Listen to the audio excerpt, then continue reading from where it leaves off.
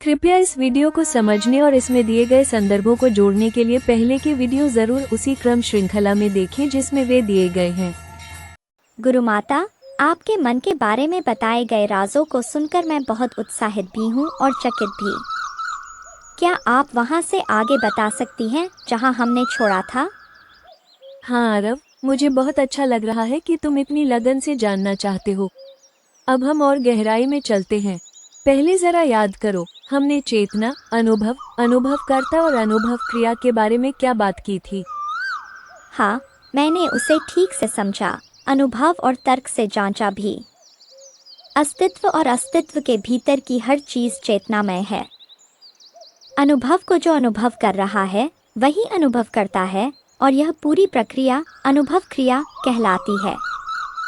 और यही मेरा और अस्तित्व में मौजूद हर चीज का सत्य रूप है। मैं, यह शरीर और मन से बना यंत्र, ये सब अस्तित्व ही है। अलगाव तो बस एक माया का खेल है।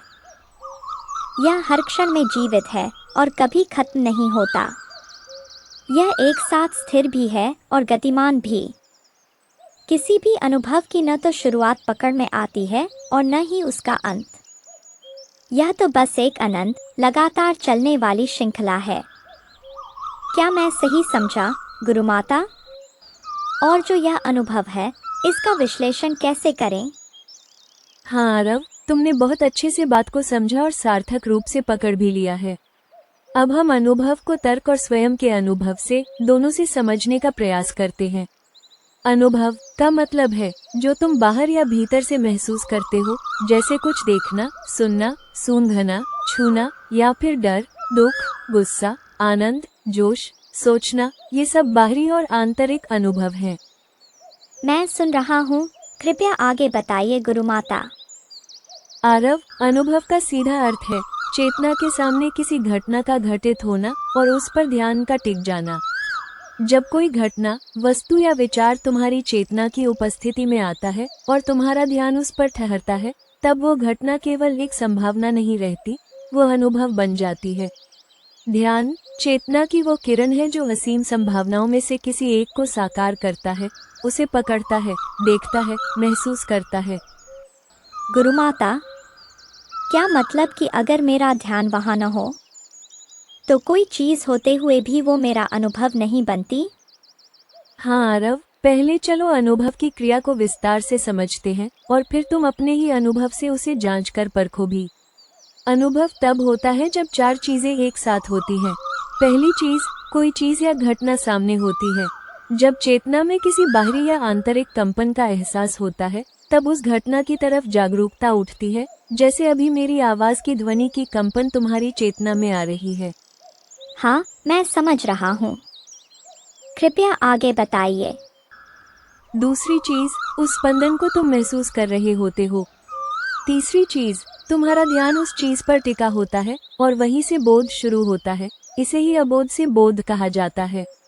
क्योंकि इस घटना में मन की कोई क्रिया उपस्थित नहीं होती, ये बिना किसी धारणा, नाम या अर्थ के घटित एक शुद्धतम अनुभव होता है।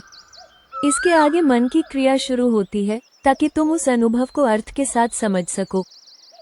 मैं इस प्रक्रिया को देख भी रहा हूँ और परख भी रहा हूँ। कृपया आगे बताइए। चौथी चीज, तुम्हारे अंदर उस अनुभव का एहसास, पुरानी स्मृति यानी यादें, जिससे तुम उसे पहचानते हो और बुद्धि से समझने की क्रिया चल रही होती है। और पांचवी, सबसे जरूरी चीज, तुम्हारा वहां होना यानी तुम्हारी चेतना, जिसकी पृष्ठभूमि पर ये सारी क्रियाएं घटित हो रही हैं। अगर तुम चाहो तो अब हम एक उदाहरण से इसे और गहराई से देख सकते हैं। क्या कहोगे आरव? यह तर्कसंगत और क्रमबद्ध भी प्रतीत होता है, लेकिन ऐसा लगता है कि यह सब कुछ एक ही क्षण में घटित हो जाता है। ठीक है, अब इस प्रक्रिया को आपके उदाहरण के माध्यम से देखते हैं। बहुत अच्छा आरव, अब चलो एक उदाहरण से इन चारों तत्वों को एक साथ देखकर समझते हैं। मान लो कि सामने कोई घंटी बजी। घंटी की आवाज, एक बाहरी कंपन या स्पंदन, तुम्हारे सामने घट रही है। ये पहला घटक है, एक वास्तविक हो रही घटना। जब ये ध्वनि तुम्हारे कानों के जरिए चेतना में आती है तो तुम उसे सुनते हो, यानी उसका अनुभव करते हो। इसे ही कहते हैं बिना कोई अर्थ लगाए केवल महसूस करना। जैसे सिर्फ आवाज को सुन लेना, उसे अभी नाम या पहचान दिए बिना। हाँ, मैं सुन रहा हूँ और उसे आत्मसात कर रहा हूँ। कृपया आगे बताइए। अब तुम्हारे भीतर कई प्रक्रियाएं एक साथ सक्रिय होती हैं। तुम्हारी स्मृति कहती है ये घंटी की आवाज है, यानी वो इसे पुराने अनुभवों से मिलाकर पहचानती है। तुम्हारी बुद्धि समझती है ये स्कूल की घंटी है या यह मंदिर की घंटी है। तुम्हारा मन प्रतिक्रिया करता है, जैसे ये शांतिपूर्ण लग रही है या ये कर्कश और परेशान कर रही है। यदि तुम्हारा ध्यान उसी ध्वनि पर टिका है तो यह अनुभव पूरी तरह घटित होता है। तुम उसे गहराई से महसूस करते हो, समझते हो और उसका असर ग्रहण करते हो। लेकिन अगर ध्यान भटका हुआ है, जैसे तुम्हारा मन किसी चिंता या विचार में डूबा हो, तो वही घंटी की ध्वनि होकर भी तुम्हारे लिए अनुभव नहीं बनती। अब मैं समझ रहा हूँ, जब आपने कहा था अगर ध्यान नहीं है तो अनुभव भी नहीं होता। यह बात मेरे साथ स्कूल में कई बार होती है। मैं कक्षा में शारीरिक रूप से मौजूद होता हूँ, लेकिन मेरा मन कहीं और भटक रहा होता है। इसलिए कक्षा में होते हुए भी मैं अनुपस्थित सा होता हूँ। अब समझ में आ रहा है कि अध्यापक क्यों डांटते थे, ध्यान दो। क्योंकि बिना ध्यान के ना समझ होता है, ना सीख और ना ही अनुभव की कोई गहराई। चलो आरव, अब इसे एक और आसान उदाहरण से समझते हैं। मान लो तुम्हारे सामने एक फूल रखा है। अब वो फूल तो अपने आप में है ही, लेकिन जब तुम उसे देखते हो, उसकी खुशबू सूंघते हो, उसकी रंगत को निहारते हो, तो वो फूल अब सिर्फ एक वस्तु नहीं रहा, वो अब तुम्हारा अनुभव बन गया है। अब सोचो, अगर तुम्हारी आंखें बंद हो या तुम उसका ध्यान ही न दो, तो क्या वो फूल तुम्हारे अनुभव में होगा? नहीं। इसका मतलब ये हुआ कि वस्तु का होना और तुम्हारा सजग या केंद्रित लक्ष्य होकर उसे जानना, इन दोनों के मिलने से ही अनुभव जन्म लेता है। और सबसे चौंकाने वाली बात यह है, किसी अनुभव का न होना भी एक अनुभव ही होता है। कोई अनुभव न होना भी अनुभव होता है? गुरुमाता, ये तो बिल्कुल उल्टा सा लग रहा है। जब मैं कुछ भी महसूस ही नहीं कर रहा, न देख रहा हूँ, न सुन रहा हूँ, न सोच रहा हूँ, तो फिर वहाँ अनुभव बचा कैसे रह जाता है? ये तो एकदम तर्कहीन बात लगती है। जैसे कुछ हो भी रहा है और नहीं भी।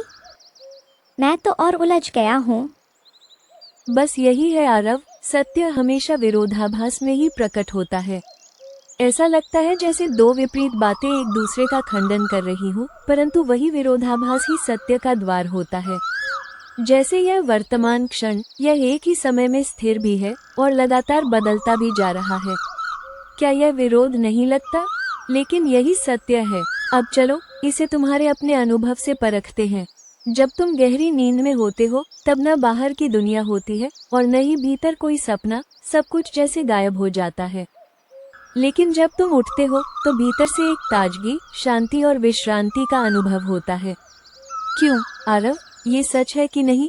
क्या तुमने इसे अपने भीतर से महसूस किया है, बिना किसी कारण के, बस यूं ही, जैसे सब कुछ हल्का हो गया हो? हाँ गुरुमाता, मैं सच में बहुत ताजगी महसूस करता हूँ। और मुझे यह भी याद आता है कि मैंने बहुत अच्छी नींद ली थी, भले ही मुझे उसकी कोई सीधी याद नहीं होती। पर वो शांति का एहसास मैं जानता हूँ, वो भीतर ही भीतर महसूस होती है। उतने ही ऐसा लगता है जैसे शरीर और मन दोनों बिल्कुल हल्के और शांत हो गए हों। क्योंकि तुम अपने मूल स्वरूप में लौट गए थे, उस शून्यता में जहाँ कुछ भी नहीं था, पर तुम थे, यानी मौन, संपूर्ण शांति थी। यही अवस्था गहरी समाधि में भी होती है, जहाँ न विचार होते हैं, न कोई इंद्रिय जगत। यहाँ अनुभवकर्ता और अनुभव एक हो जाते हैं। ध्यान का विषय और ध्यान देने वाला मिलकर एक हो जाते हैं। यह विषय काफी प्रासंगिक और रोचक भी लग रहा है। कृपया आगे बताइए। यही है अद्वैत की अवस्था, एकता और पूर्णता। बस तुम होते हो अपनी सबसे शुद्ध अनुभव क्रिया में। और आश्चर्य की बात यह है आरव, कि तुम्हारे सारे अनुभव इसी एकता और पूर्णता में ही घटित हो रहे हैं, बस अभी तुमने उसे जाना नहीं है। एकता और पूर्णता को हम अगली मुलाकात में विस्तार से समझेंगे, जहां तुम उसे अपने प्रत्यक्ष अनुभव से भी परख सकोगे। यह जटिल जरूर है, लेकिन स्पष्ट भी है और मेरे अनुभव से मेल खा रहा है। मुझे पहले इस अनुभव के भारी विषय को मानसिक स्तर पर हजम करने दीजिए। आइए यहीं रुकते हैं और अगली मुलाकात में आगे बढ़ते हैं।